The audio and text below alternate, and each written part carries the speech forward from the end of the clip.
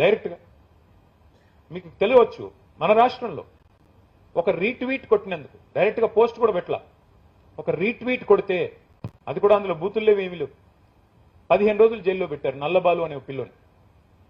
ఇది స్వేచ్ఛ హరించడం కాదా? అట్లాగే మరి ఒక ల్యాండ్ మార్క్ జడ్జిమెంట్ ఇచ్చింది ఈ మధ్యన ఆ కేసు తర్వాత హైకోర్టు. ఇట్లా ఎక్కడ పడితే అక్కడ ఇష్టం వచ్చినట్టు ఎఫ్ఐఆర్లు పెట్టకండి, ఎవరిని పడితే వారిని అరెస్ట్ చేయకండి అని. ఇది రాష్ట్రంలో కేంద్రంలో అధికారంలో ఉన్న పెద్దలందరూ కూడా చేస్తున్న కార్యక్రమాలు. నేననేది ఏమంటే చివరిగా మీకు, ఎందుకంటే ఇవన్నిటికంటే నేనేదో ఇది రాజకీయ వేదికగా వాడుకునే ప్రయత్నం కంటే ఎక్కువ ఇవాళ ఉన్న పరిస్థితి మీకు చెప్పే ప్రయత్నం చేస్తా ఉన్నాను. When the media starts fearing power, when the media starts fearing power, democracy weakens. ఇది వాస్తవం. కొంత ప్రజాస్వామ్యం బలహీనపడుతుందనే మాట. ఇది నాకు వర్తించదా, మళ్ళీ మేము గవర్నమెంట్లోకి వచ్చాక నాకు వర్తించదా అని మీరు అడగొచ్చు. నాకు కూడా వర్తిస్తుంది. ఎవరు చేసినా తప్పే.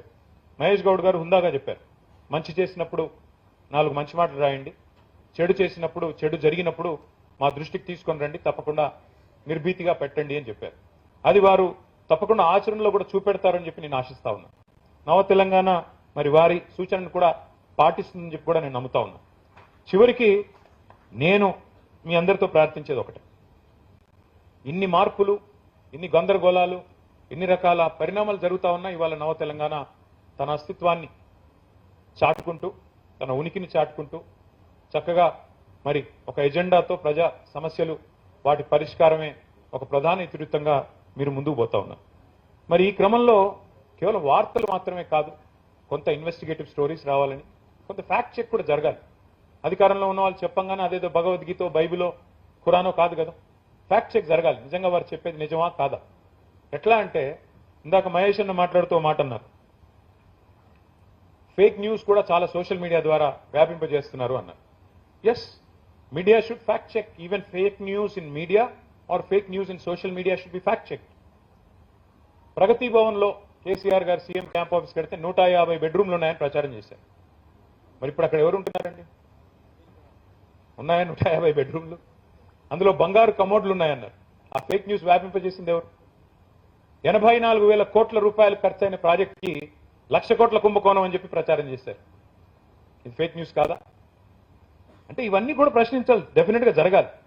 ఫోన్ ట్యాపింగ్ లో ఎవరు సినిమా యాక్టర్ల ఫోన్లు ట్యాప్ చేసామని ప్రచారం చేశారు, మీడియాని అడ్డం పెట్టుకుని. నేను పోయినప్పుడు అడిగాను, ఫోన్ ట్యాపింగ్ లో నన్ను పిలిచారు ఎంక్వైరీకి, ఏ యాక్టర్ల ఫోన్లు ట్యాప్ అయినా చెప్పు స్వామి, కొద్దిగా నెంబర్లు అని అడిగాను. ఎవరికి కాలేదు సార్ అన్నాడు. మరి ఎవరికి కాకపోతే మీడియాకి చెప్పొచ్చు కదా, ఇదేంది సోది అంటే ఆయన చెప్పిన మాట చెప్పాను సార్ అన్నాడు. ఆ ఏసీపీ గారు ఎవరికి చెప్పారు అన్నాడు. ఆ పత్రికకు మాత్రం చెప్పాను సార్ అన్నాడు. అంటే ఇవాళ పరిస్థితి ఏంటంటే ఈ సోషల్ మీడియా వచ్చిన తర్వాత ముఖ్యంగా ఇవాళ మేము కూడా బాధితులమే, అధికారంలో ఉన్న వాళ్ళు మాత్రమే కాదు. నిజం కడప దాటే లోపల అబద్ధం అంగీలాగేసుకుని ఊరంతా తిరిగి వచ్చేస్తారు. ఇది వాస్తవం. అందరం బాధితులమే, ఇందులో ఒకరు బాధితులు ఒకరు కాదన్నదేమీ లేదు. వాస్తవాలు వాస్తవాలే కదా, జరగనివి జరిగినట్టుగా, ఉన్నవి లేనట్టుగా, లేనివి ఉన్నట్టుగా ఇవన్నీ చూపెడతా ఉన్నారు. అందుకే నేను చివరిగా మీ అందరితో ప్రార్థించేది, మీ అందరికీ చెప్పేది, ఢిల్లీలో మొన్న జరిగిన ఉద్యమంలో నేను ఒక గొప్ప మాట విన్నాను. ఎందుకంటే ఇక్కడ రైట్ టు లెఫ్ట్, రైట్ లేరనుకోండి, అంత లెఫ్ట్ టు సెంట్రిస్టులు అందరే ఉన్నాం.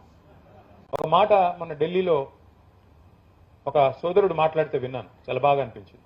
ఆయన ఏమన్నారంటే, ఆయన అన్న మాట దాన్ని without twisting it, what he said was, there is no right or left in this movement.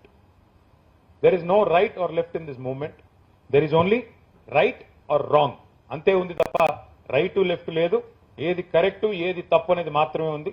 కాబట్టి న్యాయం వైపు నిలబడండి, ధర్మం వైపు నిలబడండి, తప్పకుండా ప్రజాస్వామ్యం వైపు నిలబడండి అని చెప్పి మళ్ళొకసారి కోరుతూ, మరి మీరు కూడా ఇంతే ప్రజాస్వామికంగా ఉండాలని మీరు కనుక అంటే నేను ఒకటే చెప్తాను, కేసీఆర్ గారు నవ తెలంగాణ మొట్టమొదటిసారి ఇక్కడ పుట్టినప్పుడు వచ్చారు, ఫస్ట్ ఆవిర్భావానికి వచ్చినట్టున్నారు.